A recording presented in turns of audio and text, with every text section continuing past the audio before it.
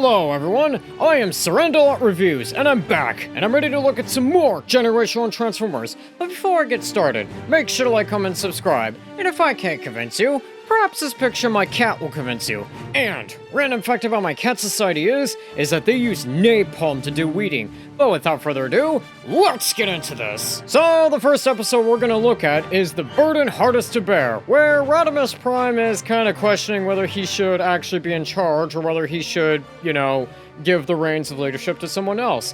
But without further ado, let's get into this! So, the episode starts out with the Autobots and Decepticons battling it out in Japan. And the Autobots manage to successfully fight off the Decepticons. But, unfortunately, a lot of people are a little concerned about the fact that, the Autobots and Decepticons have been battling on their home planet. And, Rodimus Prime is kinda little up in arms about it. Heck of a day. Tell me about it. I was at the Imperial Palace all afternoon with the Prime Minister. You've had worse times. Yeah, when do they get better? That's what I want to know. What's eating you? I don't know, Cup. I feel boxed in. Like the weight of the world rests on your shoulders? Yeah. Like you want to run away? And how? The responsibilities. Hey, Rodimus, we've got a problem. Earth Defense Command needs... Not you too. Give me a break, will you? Since when am I the only one who can solve everybody's problems? But you... Just leave me alone! And, I really like this scene here because it kind of shows that Rodimus Prime is very frustrated about the fact that he kind of has a lot on his plate, and some people are maybe not going to give him the appreciation that he feels he kind of deserves, and everybody treats him like he has to have all the answers, or that's kind of what he feels like, and especially with the last scene about people not really liking the collateral damage, or the fact that they're now a battlefield of a war they didn't really even choose. I really like how both these scenes just really work together very well, and how it kind of shows that Rodimus Prime has a lot on his plate, and how this might be just affecting his mood, like with this scene here. And also with how Rodimus Prime said to that one person about how, why don't they just learn how to defend themselves against the Decepticons? 'Cause, yeah, you'd probably also feel that way if a lot of people were just saying that, yeah, we don't like you fighting your war here. We didn't actually want your war here anyway. Anyways, so Rodimus Prime decides to blow off some steam by going for a bit of a drive, and Captain Fairborn tries to convince him to maybe just talk, but unfortunately, two of the Stunticons decide to go chase them. And they end up chasing Rodimus Prime off the road, and they end up stealing the Matrix of Leadership. And so the Stunticons end up delivering the Matrix of Leadership to Galvatron, and Galvatron gets threatened by some old ghosts, and he ultimately gives it to Scourge. But Scourge ends up taking the Matrix himself. Meanwhile, with Rodimus Prime, or I guess I should say Hot Rod, because... Yeah. I thought I felt something different. How do you feel, Roddy? Strong enough to go after him? Wait a minute, what's the rush? The Matrix is the essence of the Autobots, our link to our history and our future. Without it... Aren't you getting a little carried away here? I'm still me, you're still you. Matrix. Hot Rod, listen to what you're saying. I know exactly what I'm saying. I'm telling you, all of you, that I'm sick of being responsible for the preservation of the universe and its outlying suburbs. Day in and day out, punch this Decepticon, bash that Decepticon. What's the point? This has been going on for a few dozen millennia now, and I don't see it changing, do you? You want the Matrix back? Swell. Go get it, but find some other sucker to carry it.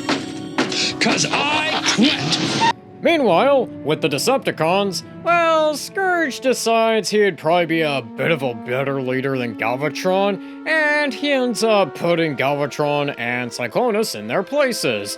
And he takes the rest of the Decepticons and has them go to Earth to go attack the Autobots.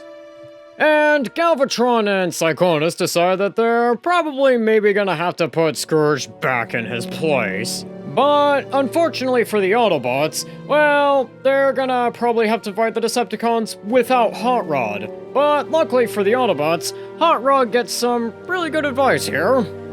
You are troubled, Autoboto-san? Who, me? Nah.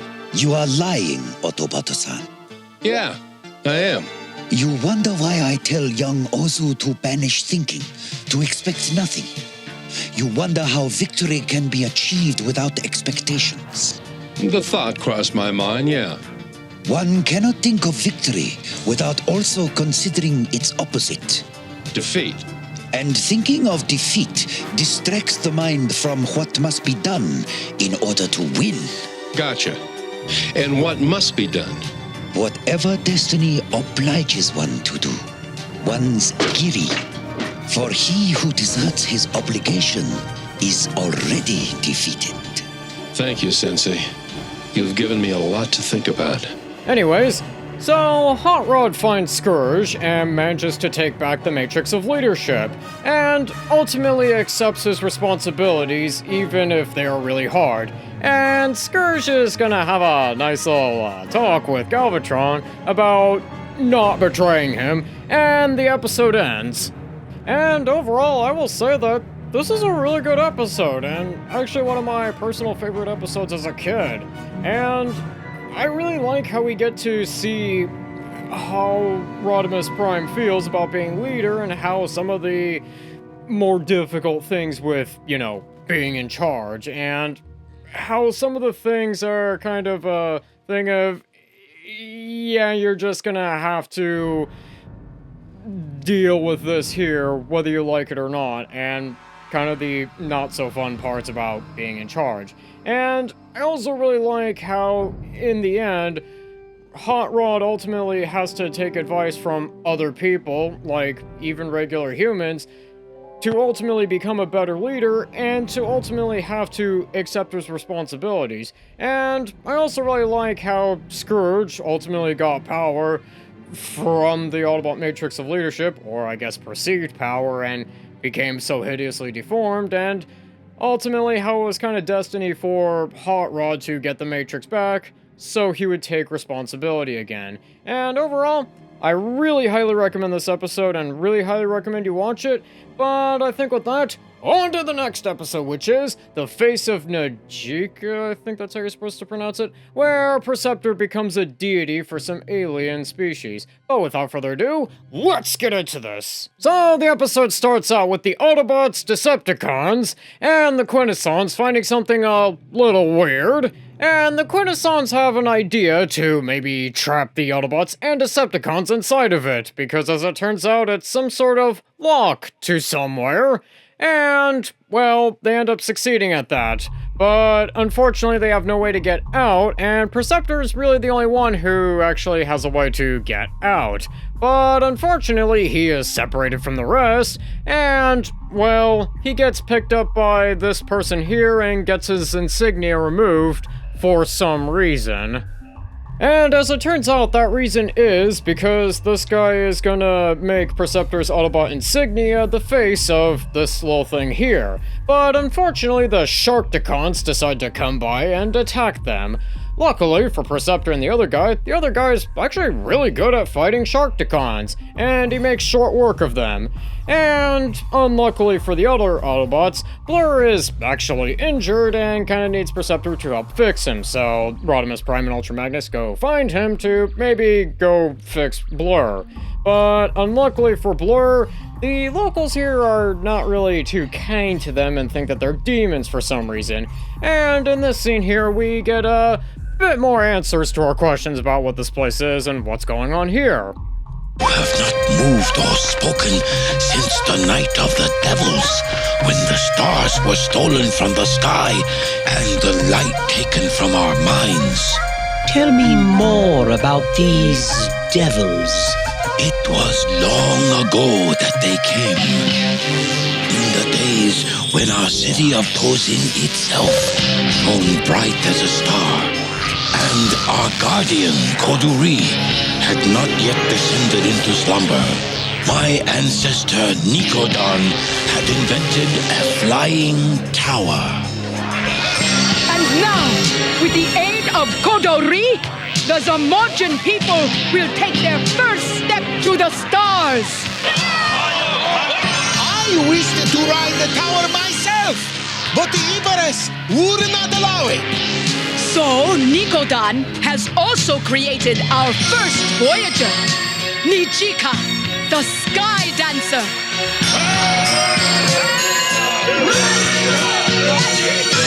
Kodori, help us make this journey. Give us the power.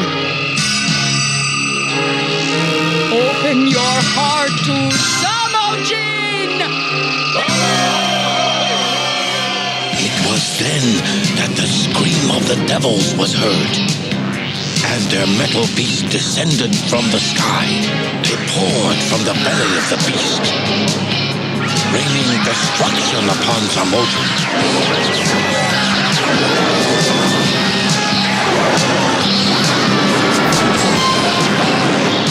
They entered the very heart of Koduri.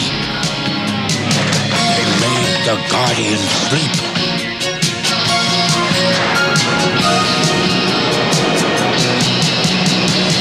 And then they were gone.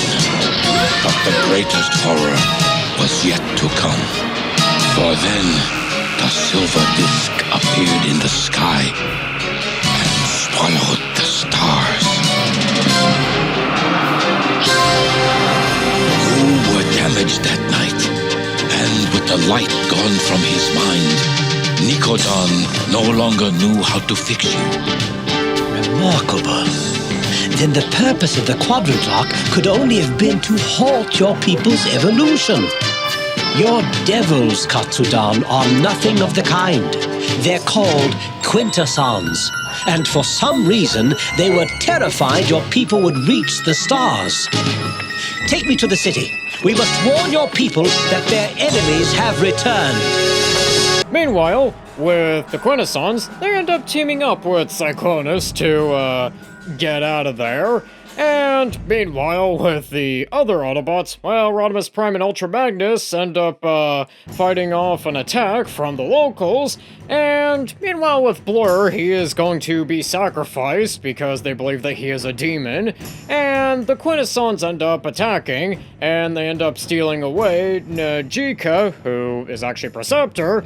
And, well, they end up having Preceptor heal their ship. And luckily for Blur, well, as it turns out, the thing that they were gonna have him sacrificed in actually ends up making him a lot better. And he ends up getting in there and freeing Preceptor. And the other Autobots end up joining in and helping destroy the Quintesson ship. And that ends up giving the stars and everything back to the locals here. And as Preceptor put it, They have a telepathic technology. Powered apparently by starlight. Small wonder the Quintessons wanted them locked away. In time, their capabilities will be as limitless as thought itself. and overall, I will say that this episode is another one of those episodes that I remember not liking as a kid, but as an adult, I'll say it's a really good episode, and I like how the Quintessons basically just felt like they had to isolate this whole place here because, well, they quite literally had the potential to overtake them, and I like how the Autobots ultimately ended up freeing them from this prison, and overall, I gotta say, I recommend this episode, and it's really all I gotta say. And I also like how they think that the Cybertronians are some sort of demons at first until ultimately the Autobots end up saving them. But I think with that, that's gonna do it for today. Don't forget to like, comment, subscribe, and I'll see you in the next one.